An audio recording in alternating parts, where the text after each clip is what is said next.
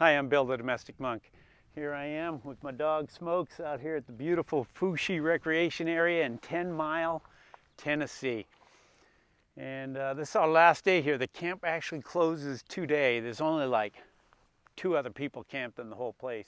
It's beautiful. The bald eagle flying around out here the last few days. He was just over here behind me this morning, right, Smoke? He flew around that corner. Huge bird, huge bird. Okay, buddy. So today I'm going to be doing a video on my Mass experience for last Sunday, November the 28th. Come on, Smoke. November the 28th. And, you know, we're kind of transitioning from, just going around and enjoying different Mass experiences around the United States and seeing different churches and, kind of being spectators, and we're transitioning into trying to figure out where we're going to fit in.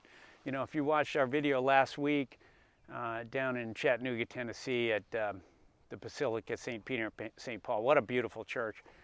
But it's 45 minutes away at least, and it's very difficult to be involved in your parish if it's that far away.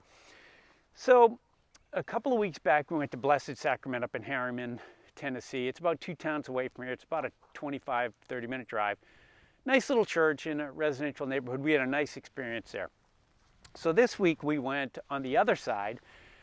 This would be probably the farthest local church from us. It was St. Mary's in Athens, Tennessee. Athens is kind of a cool little town on the south side of the 10-mile lake, and we're on the north side of it. So my experience, this was an interesting church. I really had a mixed experience here. So as you drive in, they have a beautiful, a little sign says St. Mary Catholic Church and a nice little statue of Our Lady out front. That was nice. Drive in. It's a new church. The thing was built, I believe, in 2004. The exterior architecture, not my bag. We've been over that on several videos. Kind of the brick, triangular shaped church. Nothing particularly fancy on the outside of the building or striking. Off to the left side, though, they did have a little statue of Jesus over there, and an area dedicated to the tragedy of abortion and all the lives lost, unborn lives lost to abortion. That was nice. We walk in, and they had a big foyer in the front, and it was pretty active. A lot of people in there talking. We got there early. We got there about 30 minutes early, and which is unusual for a Catholic church for people to be there so early, and pretty active. Which I'll explain was kind of a contradiction for us when it came to the Mass. But you go inside, and this church reminded me, it was significantly smaller, and it's interesting, it reminded me of St. Francis Cabrini up in Washington. It was that same style. So you walk in, well, it had a big baptismal font like they did in the front. That's the first thing you notice right there. Beautiful. And then you had 2 rows going straight down the middle towards the altar, and then you had it was kind of a half in the round, half traditional church. You had these 2 wings that went off to the side, kind of at 45-degree angles. It was a lot smaller than St. Francis Cabrini. I'd say this church maybe holds 250 people, maybe 300. It was small, but the Catholic churches out here are smaller, the Basilica being an exception. But even that Basilica in Chattanooga wasn't a huge one compared to some of the other churches I've been in, particularly the churches in Southern California. So, the look of the interior was kind of struggling between modern and a little bit traditional.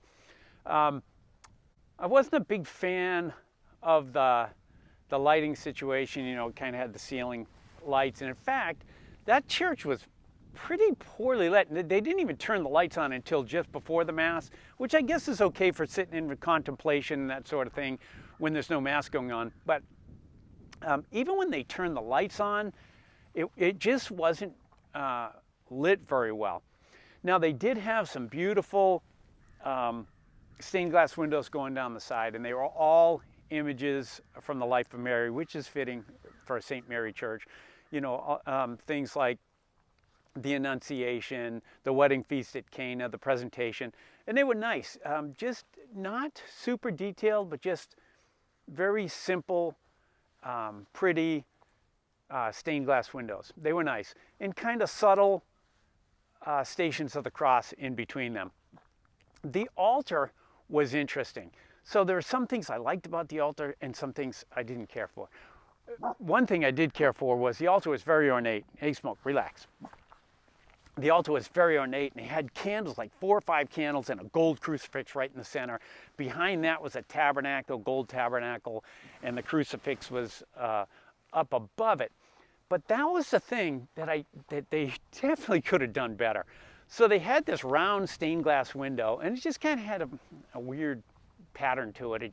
But they had the crucifix centered in the stained glass window, and the problem was the light's coming in from behind it, and it completely backlit the crucifix, and you couldn't even see it. It looked like it was, I guess it was kind of a wooden, it was a kind of a dark crucifix anyway, and with that backlit, you couldn't even see it. And I thought they could have at least had a couple of spots coming off the ceiling shining down onto that so that you got both the backlight from the stained glass and you could see the crucifix. There were no statues up. There was no statue of Mary or St. Joseph up at the front of the church like you traditionally see. Over in the left-hand corner, they did have a chapel to the Sacred Heart of Jesus. That was a nice little chapel. And over on the right side, which you see in the modern churches, they had the choir area instead of in the back in a balcony, which I prefer. And I'll get to the music a little bit later.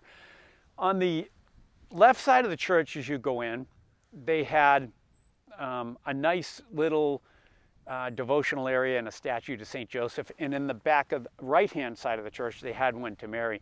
And the Marian one was an interesting statue. I hadn't seen anything like that. So, so they had those devotion areas, the Sacred Heart, and then St. Joseph and St. Mary in the back of the church. The attendance, it was pretty full, and it was a pretty good mix of people. And like I said, it was a pretty active group, a lot of people talking and everything out in the foyer area or the lobby before the church, before Mass. Really solemn in there, because we did get in there early, really solemn the whole time we were in there. And the Mass kind of stayed that way. I mean, for me, and even my wife felt that way, it just seemed to kind of lack energy. It was presided over by 2 priests and 1 altar server, and I don't know whether he was a teen or a young adult, but he was definitely, he had a beard, you know, he was kind of up there stretching and stifling yawns and stuff. He acted more like a kid than an adult, but he did have a beard, so I couldn't really figure his age group. Late teens, early 20s, I'd say. And that's who presided over the Mass. So there were 2 priests, and one of them wore a mask and the other one didn't. And the one who wore the mask is the one who presided over the Mass, and the other one, though, read the gospel and gave the homily. So the gospel was about the second coming of Jesus from the Gospel of Luke. And really what he talked about is there are 3 comings, right? There was the first coming of Jesus when he came to us as a baby to accomplish his mission here on earth. And then the second coming everyone speculates about, but really he said, you know, nobody knows the time and the hour. And the most important thing is the third coming of Jesus, which people don't really talk about, which is because of his ministry and his life and death here on earth, he's present with us all the time. And that's the most important thing. He's here now with us, and we need to form and develop a relationship with him. So it was a pretty good homily, a little longer than it could have been, and I thought he kind of, you know, I just think sometimes if they stick to one theme, it'd be better. It got a little long, but it wasn't bad. Communion was handled by both priests, and they did the center aisles first, and then they went over to the 2 kind of 45-degree aisles. I like that. There was no need for Eucharistic ministers in a church that has only, you know, at most 200 people in it. It was pretty well attended, but that didn't take away at all. Not like in Southern California where you have 500 or 600 people at a Mass. No need for it.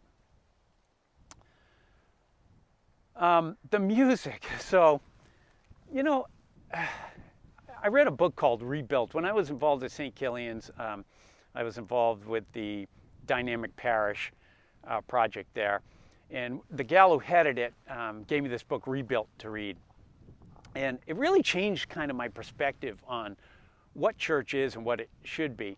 But one of the things, basically in Rebuilt, it's the story of a parish. I think it was in Connecticut. It was a dying parish, an older community. They were having trouble keeping the doors open. And the priest that got sent there had never been in a pastoral in a parish church before. He worked on the bishop's staff, and he got sent there, and he just kind of plugged in as things were, and he realized this is a broken system. Like all the ministries are fighting with each other. You know, anytime he tried to change something, half the people would leave, and you know, it was just a mess. And eventually he realized this isn't working. We can't pay the bills. We can't raise money. It's not working. And he changed things. And one of the first things he did was he brought in a dynamic music program. And his suggestion is dump all the money you can afford into your music program because it's going to make the difference. And that's what I felt here. You know, it seemed like there was some energy outside in the foyer before the Mass and after the Mass. I'll talk about that too. But the Mass itself, boy, it seemed like just kind of everybody was going through the motions. It was just, nobody was really singing. And they had a woman who played the piano, and at the end, the priest acknowledged her. I guess she's not the normal piano player. Acknowledged her for stepping in, and it certainly wasn't her fault. I mean, she played the piano fine. But they had a choir of 4 singers, elderly, 1 male, 3 females. No energy. I mean, you could almost not even hear them. And of course, no one else was singing. There was just no enthusiasm. The priest didn't really, project enthusiasm for the Mass. It was just kind of for me, just kind of a mediocre Mass. I mean, I'm glad we went. We fulfilled our Sunday obligation. We were able to partake of the sacrament, but it just wasn't a great experience. And that is one church that could use, and I don't know, you know, this is only one Mass. They may have several churches. They have a youth Mass where they maybe have a different type of music, but boy, that music in that Mass didn't do it. And I thought it brought energy down. And the main singer, he's an older guy, probably in his 70s. And, you know, God bless him. I'm not up there singing, you know, the worst singer in the world. I always say I'm singing on the inside. But if you're going to do it, you know, you should have the skill and you should bring some energy. And it just didn't do it. So that would be, you know, for me, I mean, that was, and my wife too, it was almost like, that killed for us that experience. The end of the Mass, that was interesting too. So I said, like in every Mass, there are some things you like and some things you don't, or every church service. And in this one, at the end, the priest, the one with the mask who was presiding, got up there and said a few closing announcements. Nothing of significance that I even remember at this point, although he was trying to be funny, but wasn't particularly funny. And part of it was because he was wearing the mask and you couldn't understand what he was saying, or I couldn't, because he didn't have his microphone on. So he made whatever announcements they were, and then the 2 priests and the altar server processed around and came before the altar and bowed, and then they knelt on the steps beforehand, and the altar server knelt right behind them, and the entire parish knelt, and they said the St. Michael prayer, and they said the prayer to St. Joseph, and that was a surprise to me. I mean, obviously everybody knew that was coming because they all knelt with the priests and said it. And I thought that was really good. I really enjoyed that. And, you know, some parishes don't say any prayer after the announcements and final blessing, and some say 1, some say 2. But I'd never seen the whole parish just kneel down like that, unless it was when we were in the Basilica last week and we were praying the consecration prayer, then everyone knelt then, but that was different. So, and then the priest processed out, and you know, I stayed behind to take a couple of pictures, and I went out, and again, the lobby area was buzzing. I mean, there was a lot of energy in there, but you know, no one really reached out to us or anything. My wife and I just kind of wandered out. So, you know, that was interesting. There were some things I liked in there, but you know, it just, that church did not seem, I don't want to beat a dead horse, but it just didn't seem to have the energy. Now, that was one day and one Sunday, and who knows, you know, they might have the most on fire Knights of Columbus team or whatever. But, you know, if your first experience doesn't do it for you, right? And for us, it's like the longest drive church from here other than going to Chattanooga. So it's probably not going to be our next one. But, you know, it wasn't bad. It was a beautiful building. And like I said, there does seem to be some energy in there. It just doesn't seem to be in the mass. So that was my experience at St. Mary Catholic Church in Athens, Tennessee. Thanks very much for watching. I'm looking forward to next week. I think we're going to do St. Bridget's in Dayton. And so if you're interested, you can come on back for that. And until next time, and as always, Siempre Adelante.